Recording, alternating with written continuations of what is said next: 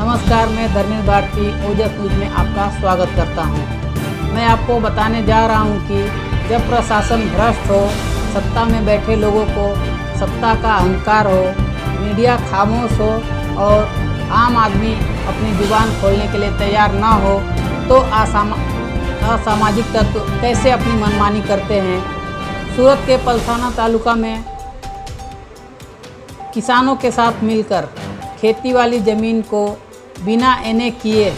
एवं सरकार के किसी भी विभाग से परमिशन लिए बिना प्लॉटिंग करके 4-4 मंजिल की बिल्डिंग बना दी गई है और गरीब मजदूरों को बेच दिया गया है। सूरत ज़िले के पलसाना तालुका के कड़ोदरा विस्तार में आए हुए ब्लॉक नंबर 118, 119, 143, 141, 144 वाली यह ब्लॉक नंबर की ज़मीन बिना खेती एने पास नहीं है और उपरोक्त ज़मीन पर किसी भी परमिशन के प्लॉटिंग करके बांधकाम कर दिया गया है एवं लोगों को बेच दिया गया है। इन प्लॉटों पर राजेश भाई प्रताप सिंह ने सुंदरम नगर के प्लाट नंबर 51, 52, 59, 60, 61, 62 पर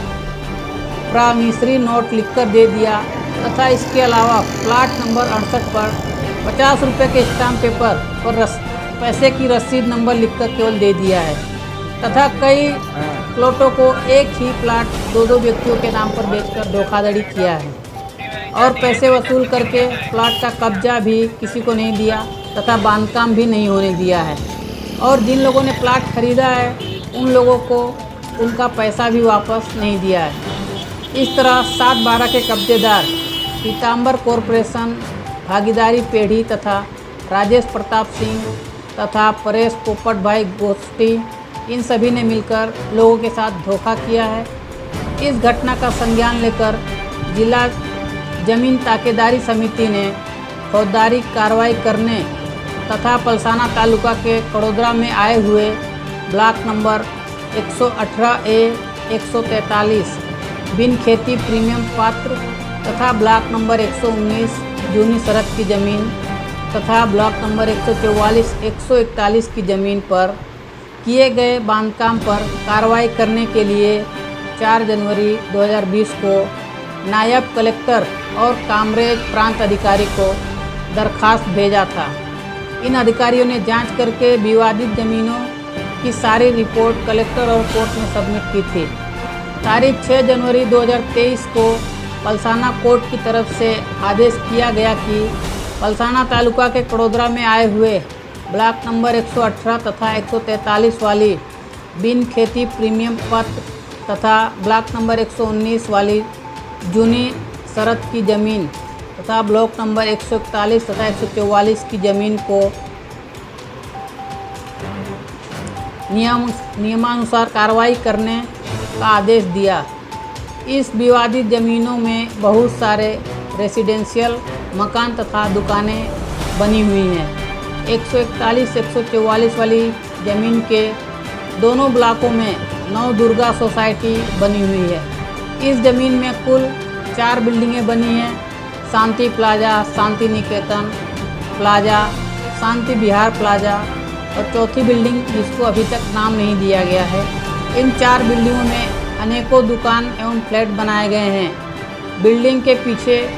भाड़े के मकान एवं रेसिडेंशियल मकान भी बने हैं। इन चारों बिल्डिंगों को नव दुर्गा सोसाइटी के नाम से जाना जाता है। पलसाना कोर्ट के तरफ से मामलतदार और कृषि पंच पलसाना जिला सूरत के वीके पिपरिया द्वारा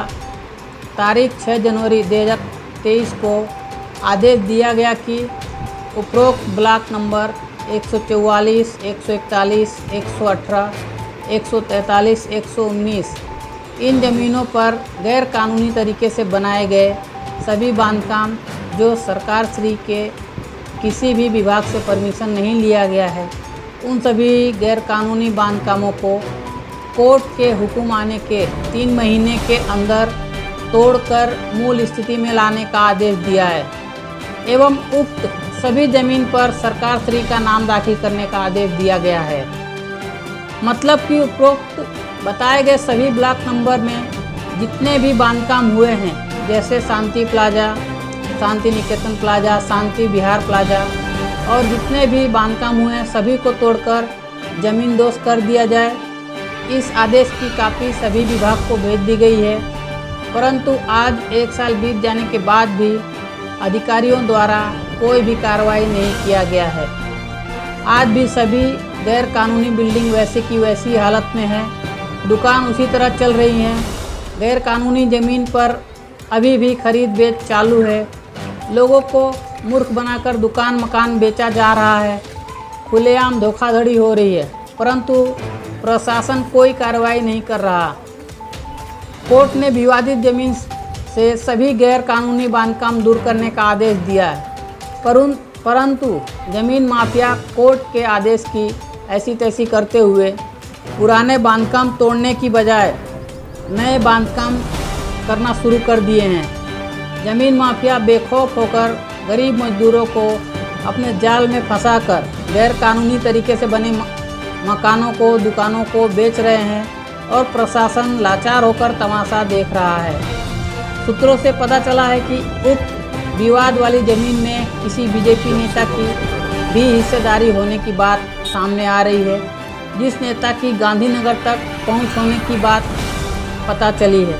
अधिकारियों पर गांधीनगर से दबाव बनाया जाता है या फिर भ्रष्ट प्रशासन करप्शन में लिप्त होने के कारण कार्रवाई नहीं कर रहा है, यह जांच का विषय है। हाल ही में सूरत के डुमस के ज़मीन विवाद में सूरत के पूर्व कलेक्टर आयुष ओंग को सस्पेंड कर दिया गया है। करोड़ों का घोटाला और गरीब लोगों के साथ धोखाधड़ी करने वाले लोगों पर कोर्ट के आदेश के बाद भी कार्रवाई नहीं करने वाले अधिकारियों पर भी कोई कार्रवाई होगी या नहीं, यह देखने वाली बात है। कोर्ट का आदेश होने के बाद भी कुछ अधिकारियों ने बंद पड़ी कुछ दुकानों को सील किया है, ऐसा पता चला। यह केवल ऊपरी अधिकारियों को दिखाने के लिए है, बाकी सब जैसे का तैसा ही है। गैर कानूनी बिल्डिंग में भाड़ा वसूली, दुकान मकान बेचना अभी भी चालू है। कोर्ट के आदेश की ऐसी तैसी की जा रही है और जवाबदार अधिकारी घोर निद्रा में सोया हुआ है। इस मामले से जुड़ी और भी जानकारियाँ आपको देते रहेंगे, आप हमारे साथ जुड़े